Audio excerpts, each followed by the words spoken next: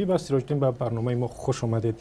سبب اساسی برکنار شدن رستم عظیموف که یک شخصی با نفوذ در عهد اسلام کریموف بود چی هست؟ باید بگوییم که پس از مرگ اسلام کریموف رئیس سابق ازبکستان در مجلس اول حکومت و پارلمان ازبکستان رستم عظیموف برآمد کرد و آشکارا اعلام کرد که او شوکت میرزیایف را به حیث میراثخوار سیاسی اسلام کریموف میشناسد و از مردم تقاضا کرد که شوکت میرزیایف را دستگیری کنند. پس از انتخاب شدن شوکت میرزیایف به حیث پرزیدنتی رئیس جمهوری،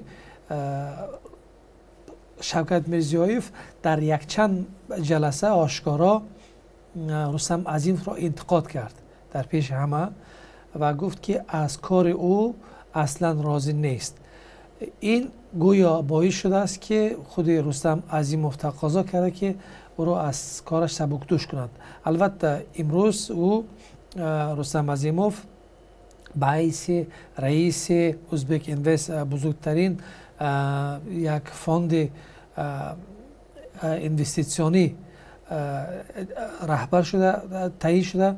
باید بگویم که این فاند را خود رستم عظیموف سال 1994 تأسیس کرده بود. و با نظر داشتی کدام خصلتش رستم عظیموف سالیان دراز یکی از افراد نزدیک به اسلام کریموف تجربه اقتصادی یا سبب‌های دیگر؟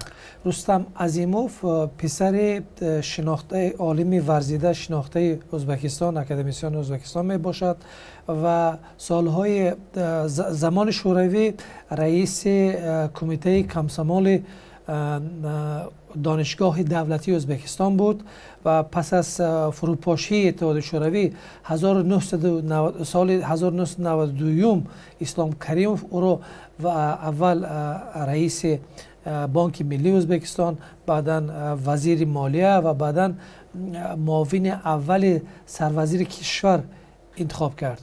و سیراج‌الدین در باره آینده او چی گفته می شود؟ آیا در مقام رهبری ازبک اینوست می ماند یا شاید از اینجا هم برود؟ خب سنش نزدیک به 60 است، فکر نکنم که او در این مقام زیاد بماند و گفتم ممکن است که رستم عظیموف از صحنه سیاسی ازبکستان رفت، ولی آیا برمیگردد یا نه اینا مشکل است پیشگویی کردن. تشکر زیاد. همکارم سیراج‌الدین اسلام از بخش ازبکی رادیو آزادی با ما صحبت میکرد. تشکر سیراج‌الدین. سلام باشید.